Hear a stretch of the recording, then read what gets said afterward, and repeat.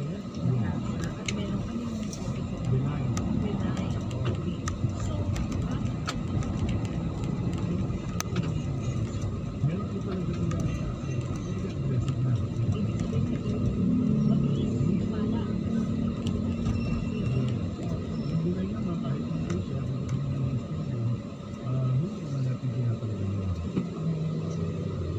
So, punta natin yung sinasabi mo kanina lahat tayo ay meron cancer cells. Pero yung iba naman, hindi nakakabali. Makakabali na sila. Pero yung iba nagbibigay-bigay. Nagkakaroon ng congestion. Yung baga ano, hindi yung analogy ng ganun din. So, dito sa mga cancer cells na magkakama naman at magkakaroon ng congestion na nauuwi sa May organic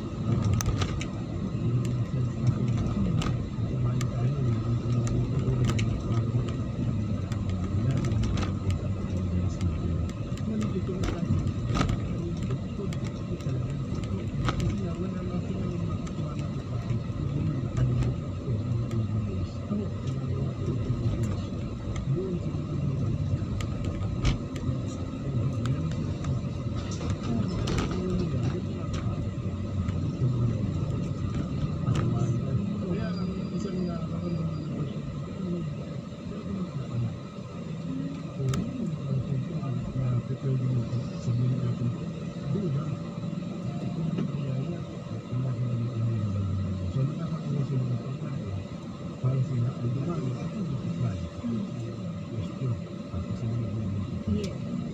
Tapos gusto nila yung pangit na imbalong nila yung acidic ka.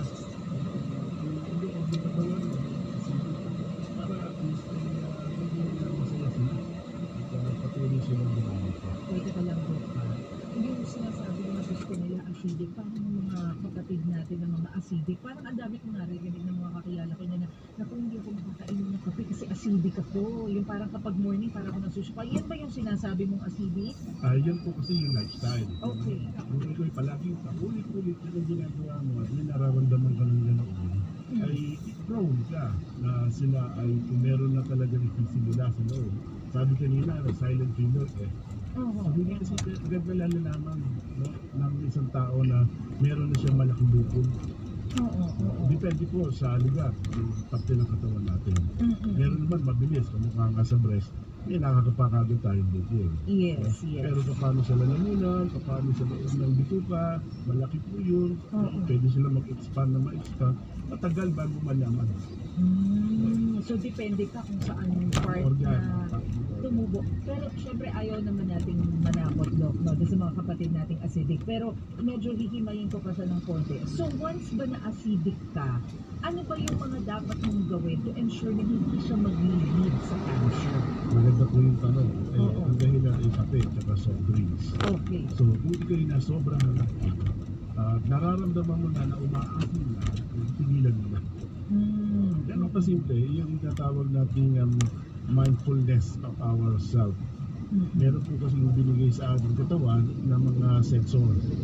Kaya kamukha po, umaasin na. Dahil nagtatrabaho ko, mamaya na ako kakain. Tapos sa mga pagkain naman ay puro prito, mga nagmamadali, nakaprocess, kasali rin po yun na nagkakaroon ka ng another build-up. Prone ka ngayon. Kaya yun po yung mga sintomas. Hindi yung prone ka ngayon na magkaroon pa ng bukol. At dagdagan mo pa ito ng emotions mo.